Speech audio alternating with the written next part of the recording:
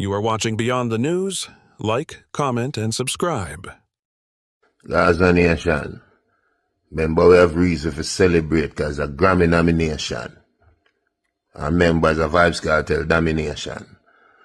So, first thing we have to big up Father God. God is the greatest. Then, we have to big up Din Din Emton. Come link him and say, Din Din, send me some rhythm. And that's how everything begin. Big up Red Boom, and the mix them. And big up Zojak worldwide, cause she am a distro. And Zoe, if you're here right now, I would have kiss you, baby. Don't, or party with me. Reggae Grammy nomination. I'm out. Never Gets Late here, nominated for Best Reggae Album. Oh my god. I'm just trying to vote for me now. Thank you to everyone who listened to the project, who streamed the project, played it over and over. To everyone who helped me to curate the project, who stayed with me through freaking 4 a.m., 5 a.m., 6 a.m. in the morning. Like, my engineers, like, Jesus, my managers, my whole team. Oh my god. Guys.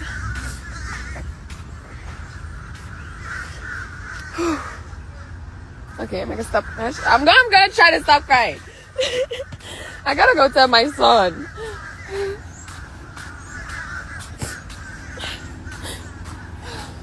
Lord.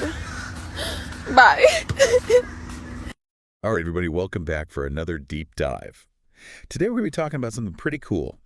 We're going to be looking at the world of Jamaican music, specifically. Right? Dancehall music. And to be even more specific than that, we're going to be looking at the reactions of two of Jamaica's biggest stars to their first ever Grammy nominations. Shenseea and Vybz Kartel. Huge, yeah. They're both up for Best Reggae Album. Wow. Shenseea for her album Never Gets Late Here, and Vybz Kartel for his album Party With Me. And so, this is a pretty big deal because dancehall is obviously massive in Jamaica. Yeah. But it doesn't always get that same global recognition as reggae. Right. So that's kind of what we're going to be diving into today. For sure. Yeah, it's going to be fascinating to see how both of these artists kind of, celebrate this pretty big milestone in their careers. Yeah. And I think it'll give us a good glimpse into kind of their personalities as well. Definitely. And even, just the culture of dancehall itself. Exactly. Yeah. Yeah, let's kick things off with Vybz Kartel, the world boss, as he's known. Yeah.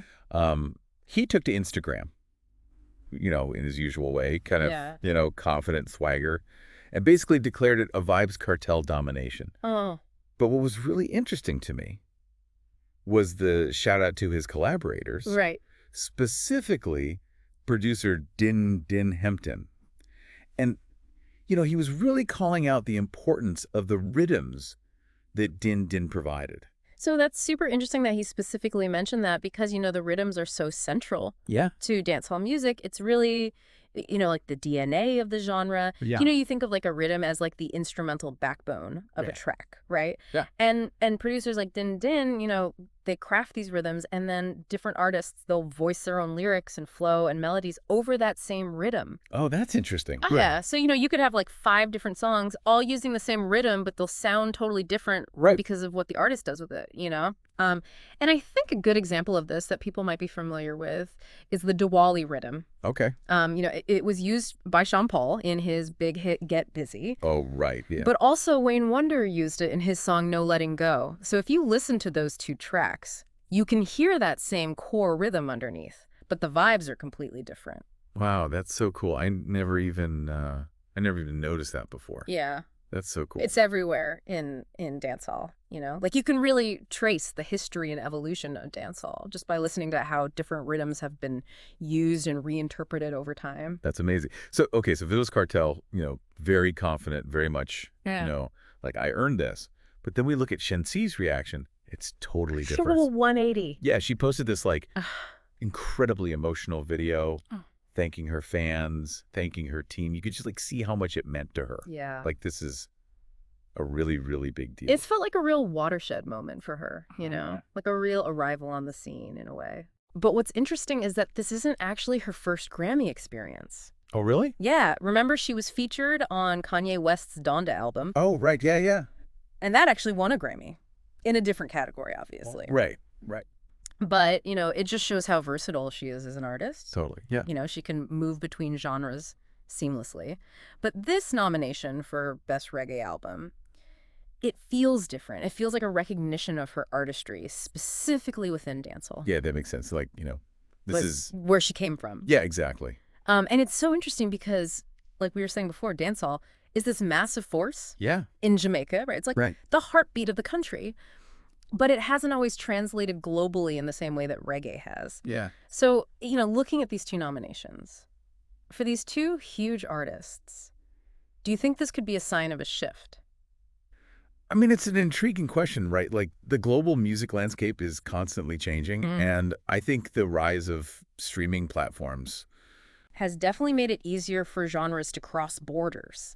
So, yeah, these nominations could definitely be a sign that, the world is ready to embrace the energy, the lyrical prowess of dancehall music. For sure. And I think Shensea's reaction really kind of highlights that, like, this is a big moment, not just for her, but for dancehall as a whole. Totally. So what do you think? Could this be a turning point for dancehall? Could we start to see it rise to that same level of global recognition as reggae? I mean, only time will tell, but it's definitely exciting to think about. Yeah, for sure. So everybody listening, definitely check out these albums. Party with me. Never Gets Late here. And tell us what you think. See if you feel the vibe shifting too. All right, that's all we got for today. Thanks for listening. See you next time.